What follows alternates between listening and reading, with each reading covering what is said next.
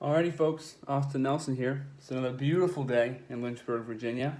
As I sit in my video recording spot with my cup of coffee, and I'm going to try and do my best to answer these questions and help you guys learn a little bit more about me. So, first question, your understanding of how cultural humility, awareness, and advocacy social justice are important in the counseling profession.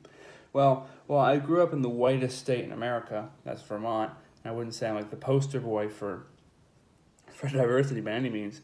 I really see the importance of it as you look at our culture and how rapidly it's diversifying. Moving down from Vermont to Virginia, that diversity was really hit home for me because I saw more people from different places I'd ever seen.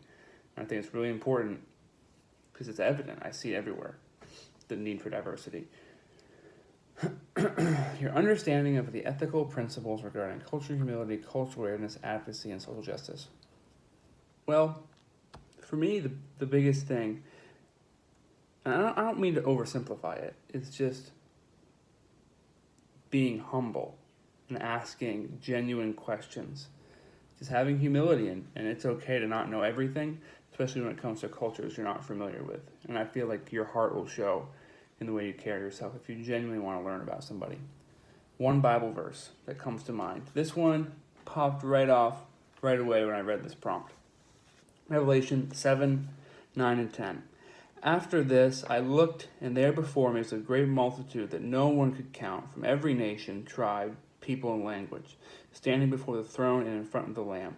They were wearing white robes and holding palm branches in their hands, and they cried out in a loud voice, "Salvation belongs to God, and who sits on the throne, and to the Lamb."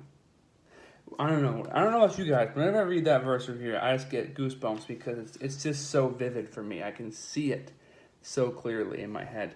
And I think that verse really ties in well with my citation this week from one of my textbooks, Ethical, Legal, and Professional Issues in Counseling by Theodore Remley and Barbara Hiley. On page 770, it says this regarding spirituality. According to one study, 79, almost 80% of clients believe that religious and spiritual values are important in counseling. So if we're counseling a whole bunch of different people from different races and being culturally literate, 80% of our clients are going to want to have a spiritual connection. So think about what an amazing opportunity it is for the gospel, not necessarily force your ethics on, force your worldview on people, but just thinking about how if all these people who you come in contact with, black, Asian, Mexican, white, all have a spiritual desire, it so clearly fits in with Revelation 7, 9, and 10, having every nation, every tribe, every tongue worshiping the Lord. So the desire is there, and I hope that the way I carry myself, the Lord can be glorified, and people can be like, what's going on with him? Why is he so different? And I hope that people, while I can't share my faith explicitly, they see my faith in my heart and my eyes and the way I carry myself. I thought those two really went well together. An action I will take to develop cultural humility with clients. For me, it kind of goes back to what I said earlier, just asking honest, genuine questions from a place of curiosity and humility. Asking a question in a humble manner can bridge a lot of gaps, I believe. An action you take to advocate. Well, I'm not like the social justice warrior staple like I mentioned earlier, but